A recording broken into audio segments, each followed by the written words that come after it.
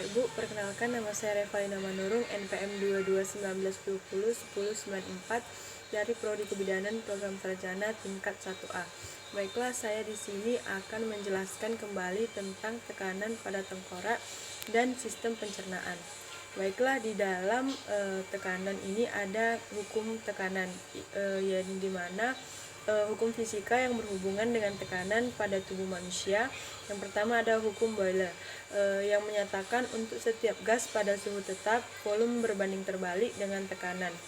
Kemudian ada hukum Charles yang mengatakan tekanan berbanding terbalik dengan suhu, dan pada manusia hukum ini dipakai pada mekanisme bernapas dan respirasi. Kemudian ada hukum Dalton atau hukum tekanan parsial yang menyatakan tekanan gas sebanding dengan persentase campuran, yaitu tekanan parsial satu gas adalah jumlah gaya pada dinding yang mengelilinginya. Kemudian yang keempat ada hukum Henry yang menyatakan bahwa berat gas terlarut dalam volume cairan tetap pada suhu tertentu yang sebanding dengan tekanan.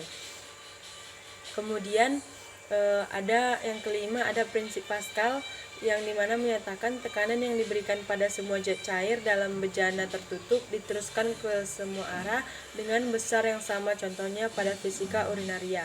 Begitu juga pada benda yang terletak dalam cairan yang mempunyai tekanan yang sama pada seluruh permukaan. Contohnya, janin di dalam cairan amnion, ia terlindung dalam cairan yang mengelilinginya yang meneruskan dengan tekanan sama yang tidak menjadi masalah walaupun orangnya aktif.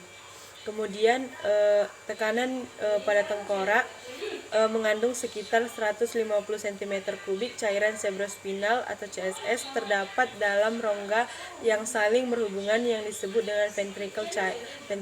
Cairan cerebrospinal ini dihasilkan di otak dan mengalir melalui ventricle dan ke dalam kolumna spinalis yang akhirnya ke sistem sirkulasi. Kemudian ruang di sekitar otak 150 cm3 ini cairan otak atau cairan cerebrospinal fluid atau CSF.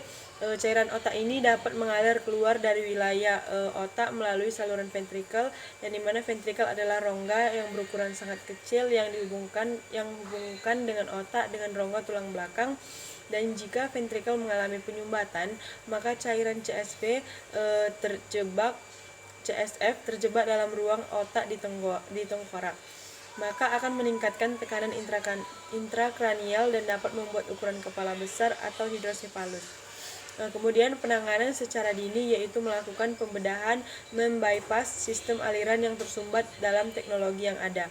Kemudian pengukuran tekanan CSF menggunakan lingkar kepala yang di atas telinga dan nilai normal lingkar kepala bayi yaitu 32 sampai 37 cm.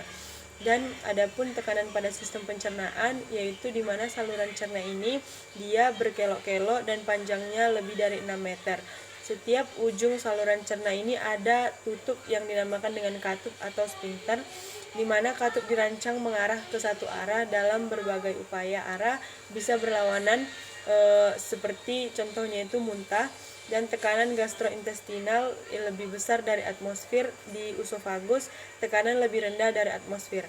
Tekanan intratoraks kadang atau tekanan usofagus. Kemudian saat makan tekanan lambung meningkat seiring dengan teregangnya lambung. Kemudian volume meningkat karena tertelan udara saat makan atau udara terperangkap dalam lambung. Kemudian gas yang dihasilkan oleh bakteri meningkatkan tekanan ditambah dengan eksternal yaitu ikat pinggang katup pylorus yang menghindari agar makanan tidak mengalir ke lambung, yang dimana kadang ada kesumbatan di usus, maka intubasi tabung berongga diturunkan dan tekanan usus ditingkatkan saat defekasi, maka orang mengedan.